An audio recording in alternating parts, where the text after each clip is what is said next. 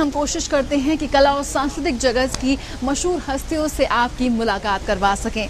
आज हमारे साथ एक ऐसे कलाकार हैं जिन्होंने शास्त्रीय संगीत से अपने अनूठे रुझान और लगाव के चलते, अपनी रिसर्च के चलते कोशिश की है कि किस तरह से शास्त्रीय संगीत और लोकप्रिय संगीत के बीच के फासले को पाटा जा सके और युवाओं के बीच शास्त्रीय संगीत को लोकप्रिय बनाया जा सके।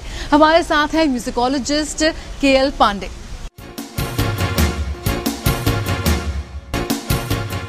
हिंदी फिल्म संगीत हम सभी के जीवन का बहुत ही अटूट हिस्सा है, लेकिन अगर मैं आपसे पूछूं कि क्या आपको अब तक जितने गाने रिलीज हुए हैं हिंदी फिल्मों में, क्या सभी के बारे में आपको जानकारी है? कौन कौन सी फिल्म में गया है, ब्लैक एंड व्हाइट एरा या कलर एरा? सवाल थोड़ा मुश्किल हो गया ना। लेकिन एक ऐसे शख्स है, एक ऐसे कलाकार है जिन्हें 1931 से लेकर 2014 तक हर रिलीज हुए गाने के बारे में जानकारी है। जी हां, हर रिलीज हुए गाने के बारे में। और इनके चाहने वाले इन्हें हिंदी फिल्म म्यूजिक का इंसाइक्लोपीडिया भी कहते हैं। और आज ये शख्स हमारे साथ मौजूद है। हम बात कर रहे हैं आर्टिस्ट और म्यूजिकोलॉजिस्ट मिस्टर केएल पांडे की। पांडे जी, बहुत बहुत स्वागत है आपका डी न्यूज में हमसे बातचीत करने का। शास्त्रीय संगीत से आपका बहुत जबरदस्त लगाव है और ये आपके जितना जो रुचि है उसमें झलकता है। और शास्त्रीय संगीत को आपने विकसित करने के लिए आपने हिंदी फिल्म संगीत को चुना, वो क्या राज है? ये अनोखे अंदाज की पहले शौक की शुरुआत कैसे हुई, सबसे पहले हम बात करेंगे।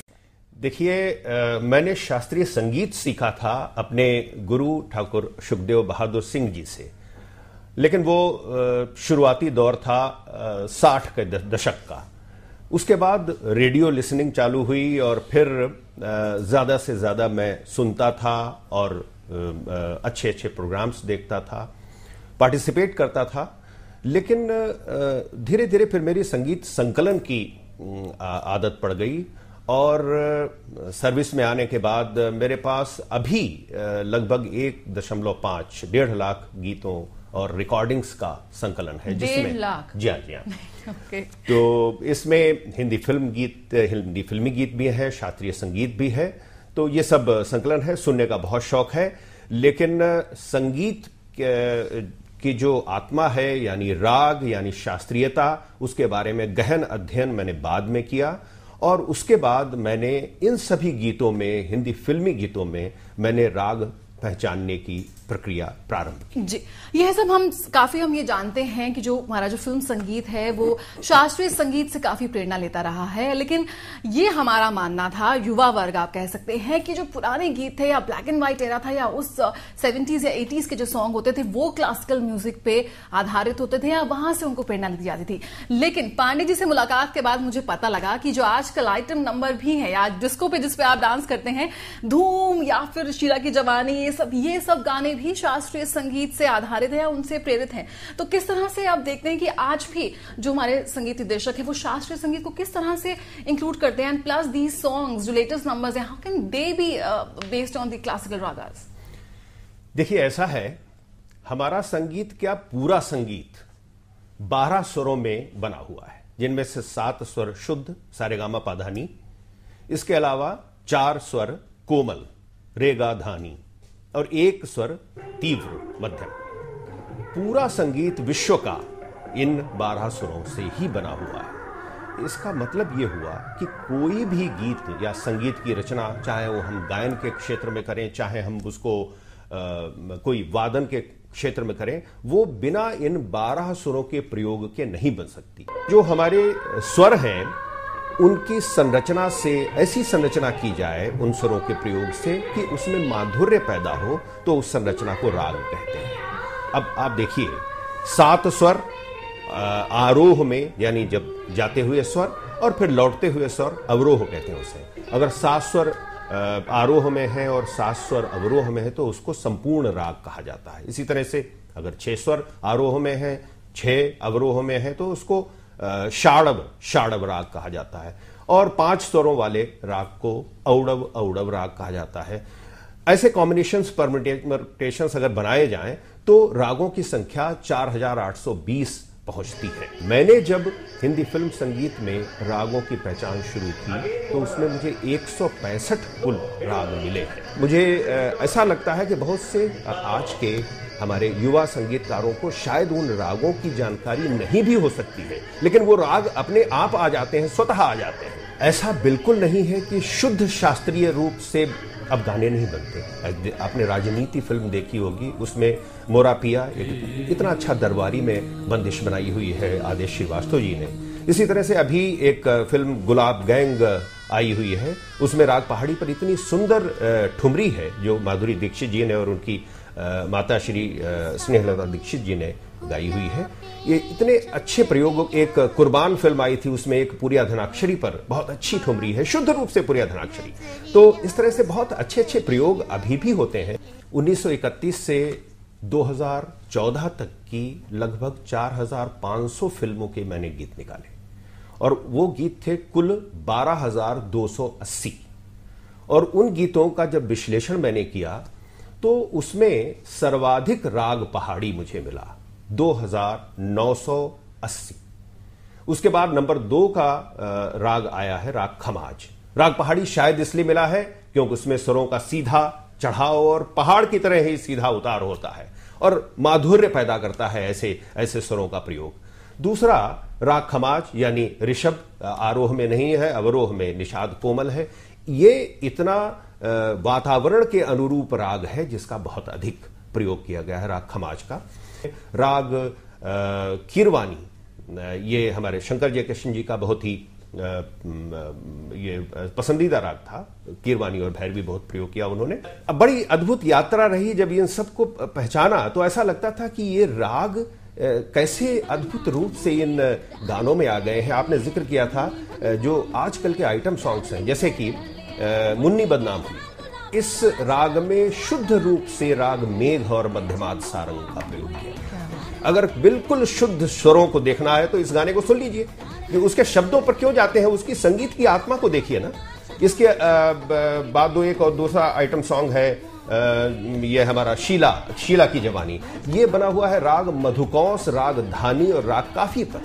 झूम मचाले धूम शुद्ध रूप से भैरवी है। क्रेजी कियारे शुद्ध रूप से भैरवी है। वो एक ढिंक चिका है, वो दैट इज शुद्ध रूप से काफी है।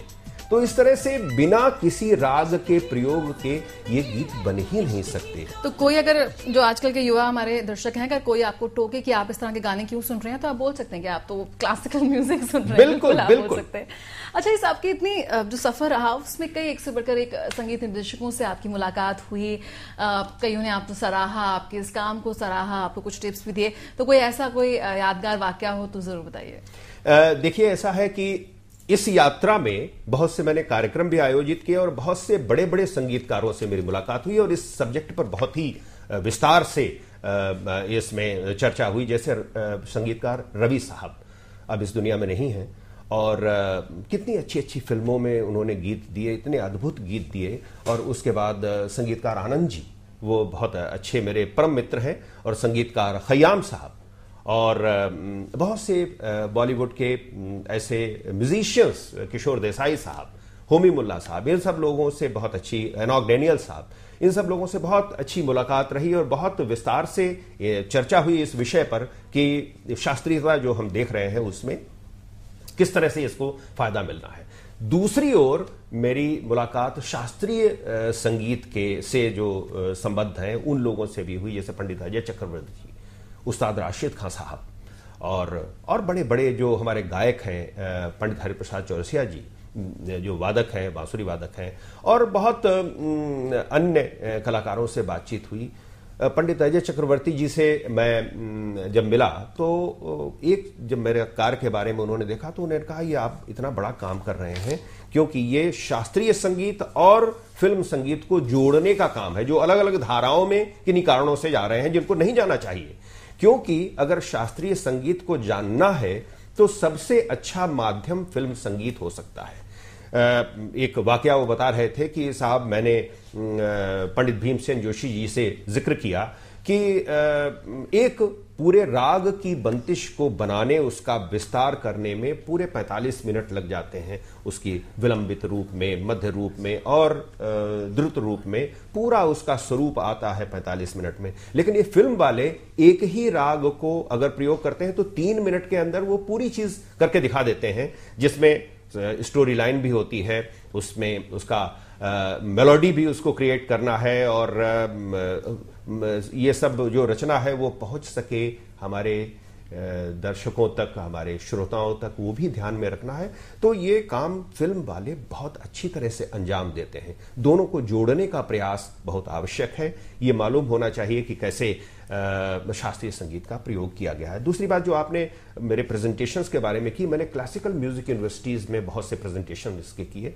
मुझे बड़ा ताज्जुब हुआ और बहुत अद्भुत सुखद आश्चर्य हुआ जब मैंने देखा इंदिरा कला विश्वविद्यालय जो खैरागढ़ में है, वहां पर जब मैंने एक प्रेजेंटेशन किया कि उड़ जा भंवर माया कमल का ये रानी रूपमती का गीत और ये देखिए राग दरबारी में, तो मुझे वहां के लोगों ने बताया साहब राग दरबारी को तो मैं इसी गीत से सिखाता हूं। तो मुझे बड़ा अच्छा लगा। हमने कहा इसका दूसरा पार्ट जो है वो आजा भंवर सोनी डगर, कहेंगे हाँ साहब वो वृंदावनी सारंग सिखाना होता है, तो लता जी का इतना अच्छा वृंदावनी सारंग की दूसरी बंदिश हो ही नहीं सकती।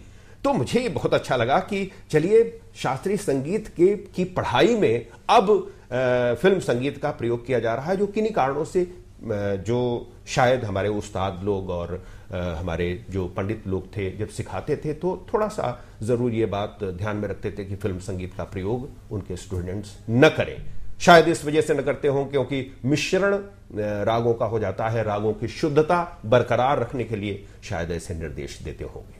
अब बानी जी, मैरिड टू अमेरिका, इससे भी आपका, इसमें आपने संगीत दिया है इस फिल्म में, ये किस्सा क्या है?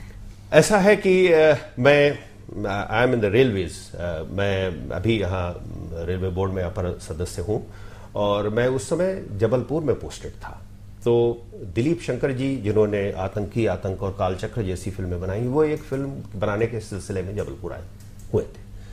उन्होंने मेरे जो रचनाक्रम को देखा तो वो मिलने आए मुझसे। उनके बाद किसी ने उनको बताया तो वो मेरी कविताओं को उन्होंने सुना तो उन्होंने कहा कि मैं गीत जो यहाँ जिसकी शूटिंग चल रही है मैरिड टू अमेरिका, उसमें मैं एक गीत आपका चाहता हूँ। तो एक गीत मैंने फिर वो लिखा और वो गीत फिल्म में शामिल भी हुआ। पानी जी एक से बढ़कर एक यूनिवर्सिटीज में जाते हैं और वहां पे वर्कशॉप करते हैं और पूरा हाउसफुल सेशंस के बीच लोगों के सवालों का जवाब देते हैं।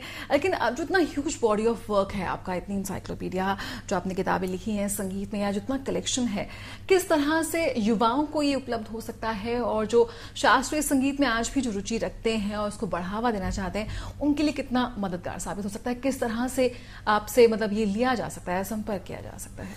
देखिए जो काम मैंने किया उस जब लोगों को पता चला तो शास्त्रीय संगीत की जो यूनिवर्सिटीज़ हैं, म्यूजिक कॉलेजेस में है, उन्होंने मुझे बुलाया अपने प्रेजेंटेशंस के लिए। तो मैंने लगभग 19 प्रेजेंटेशन मैंने किए हुए हैं डिफरेंट म्यूजिक यूनिवर्सिटीज़ में।